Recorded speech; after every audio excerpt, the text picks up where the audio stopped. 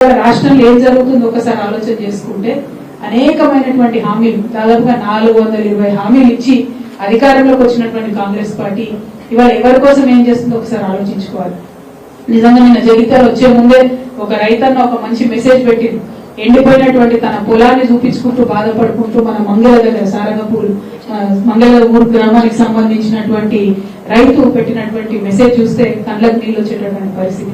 ఎండిపోయినటువంటి భూమిని చూపించుకుంటూ బాధపడుతున్నటువంటి పరిస్థితి. ఇవాళ రైతు భరోసా లేదు, ఎరువులకు ఇబ్బంది, నీళ్లు ఇచ్చేటటువంటి తెలివి లేదు. కేసీఆర్ గారు ఆల్రెడీ కాళేశ్వరం నిర్మాణం చేసింది, అయిపోయింది. దానికి మొత్తం కూడా 10 ఏళ్లలో వరద కాలువను నిజంగా జీవధారగా సంవత్సరం పొడవును కూడా నింపి పెట్టినాం. కనీసం ఆ వరద కాలువను నింపేటటువంటి తెలివి లేదు. ఏమన్నా అంటే కేసీఆర్ గారి మీద రాజకీయంగా విమర్శ చేసి మేడిగడ్డ లింక్ వన్ ని యూజ్ చేయకుండా ఇక్కడ వరద కాలువను ఎండబెట్టినటువంటి పరిస్థితి. వరద కాలువ ఎండిపోతే యావత్ జగిత్యాల జిల్లాలో ఉన్న రైతులందరికీ కూడా కళ్ళలో కన్నీళ్లు ఉంటే తప్పితే ఇంకొకటి ఉండదు. నేను ఈ జగిత్యాల గడ్డ మీద నుండి రేవంత్ రెడ్డి గారిని విజ్ఞప్తి చేస్తా ఉన్నా, మీ రాజకీయ కక్షలు కార్పణ్యాలు పక్కన పెట్టి కాళేశ్వరం లింక్ వన్ మీరు యూజ్ చేసుకొని మా వరద కాలువకు నీళ్లు ఇవ్వండి దయచేసి.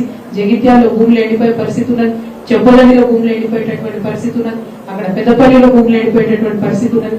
దయచేసి నీళ్లను రిలీజ్ చేయవలసిందిగా నేను ఈ ప్రభుత్వాన్ని డిమాండ్ చేస్తా ఉన్నాను. అదేవిధంగా మీరు చూసినట్టయితే మహిళలకు ఇచ్చినటువంటి ఒక్కటంటే ఒక్క హామీ కూడా ఈ ప్రభుత్వం నిలబెట్టుకోలేదు. 2500 ఇస్తామన్నారు, తులం బంగారం అన్నారు, 18 ఏళ్లు నిండితే స్కూటీలు ఇస్తామన్నారు. బీడీ కార్మికులు అనేక మంది ఉంటారు ఇక్కడ జగిత్యాల మెట్పల్లి అంటేనే బీడీ కార్మికులకు హబ్బు. విద్యాసాగర్ రావు గారు నాకు గుర్తుంది, 80,000 మందికి బీడీ కార్మికులకు వెంటబడి మనం ఆనాడు పెన్షన్ ఇప్పించుకున్న పరిస్థితి. ఇవాళ 2000 నుంచి 4000 చేస్తామని చెప్పిండ్రు.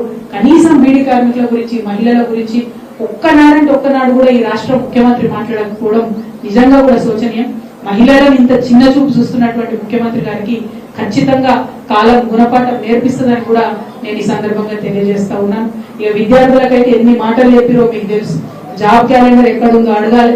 కనీసం చిన్న పిల్లలకైతే భూమ పెట్టలేని పరిస్థితులలో మంచి ఆహారం పెట్టలేనటువంటి పరిస్థితుల్లో ఈ ప్రభుత్వం ఉన్నది.